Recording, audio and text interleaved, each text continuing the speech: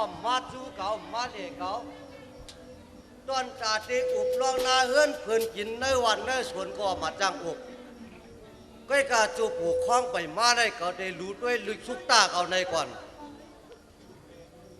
ปีก็จ่านี่เนียดสกเล็ดปีเมืองคือเลยมาเย้าจอมหนังช้างจันขี่จะบินปีไหนช้างจันขี่3 ล้อช้างจันขี่3 ล้อปีไหนก็เป็นสาวตั้งหลวงเหมาเปิ้ลเจอนะก็เป็นก้นมันตั้งหลวงเตรียมเลยนอนคอมอุปุกในกอเมียนลูกมุนเจ้ามุนจ้างเตรียมเลยงอคนโหในกอเมียนลูกลอยตั้งหลวงพื้นเปิ้ลเข้าตีกะยาตีคันสมวันนี่ไหลโหเผือกโหมันตีเข้าอยู่นักลินอยู่ยาวช่างจันปีนี้ได้ขี่3 ล้อลงแน่กาเป็นน้ำตั้งลงป่าเปิดกาเป็นโปห้างตั้งลงไม่ห้างเปิด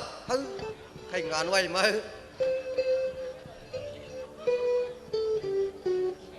ดิช่างจันปีนี้โผลโหปีเดลีกลางปีอ่ำลี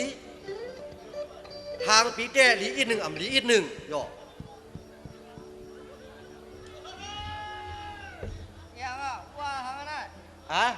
ว่ารู้ด้วยลิกช่างจัน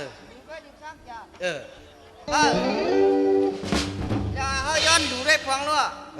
เอาย้อนดูได้พองล้อลิมีดังไหนลิช่างจันได้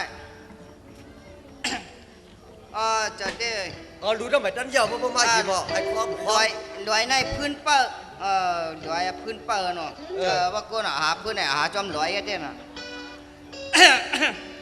จอมหนังของสายยาสีสักเลียดเนี่ยเฮืองไหลมาปีไหนท่านมีเตล้ำคำเตกายาเตคันอาคันเผียวคือเจ้านั่นของอะไรรู้เนี่ยนั่นเจ้าน่ะว่าเหลือน6 เหลือน7 หัวเผือกหัวมันดักเด็กขึ้นเขาอยู่น้อยนี่น้ำห้าใครว่านั้นเตี้ยนะจองมันเมียหรือล่ะกาเป็นเหมาตั้งโลเสาเปิดในหือหล่ะน่ะจอมหนังก้อยแมงงูก้อยแม่เขางูเต็มไรนอนตากหายแม่มันปีไหนเต็มไรนอนอุบปูก้อยแม่เขางูเต็มไรนอนตากหายปีไหนซ้อมหนักผู้พันเข้ากว่างอมตีหงสีน่าใครจะไว้มานี่ผู้คล้องถ้าผมมาล้วนแน่ไปเย้านี่ไงนี่เจ้าหนังสายไม้ในวันในสวนเฮาในคืออย่าง2 เฮือนนะคืออย่าง2 เฮือนเฮือนใจสายเดือนแน่นางเสียงหานเย้าก็เฮือนใจจอมเลี้ยงเลยนางม้วนเสียงเจ้าหนังเขา2 เฮือนได้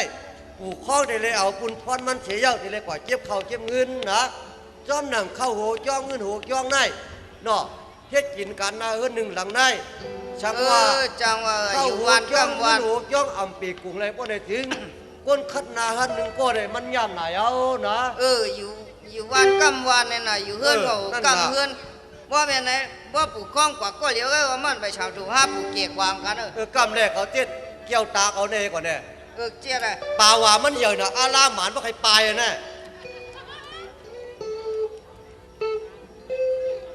หันเลี้ยวกำแน่ว่าเป็นไงก็5 ลูกกว่ามา5 กว่าก็นั้นกว่าเด็กขึ้นผ่านดับกว่าขึ้นผ่านดับ5 กว่าขึ้นไอ้มันเสียงขาอ่อนตั้งโยว่าอย่างนั้นก็ว่าอะไร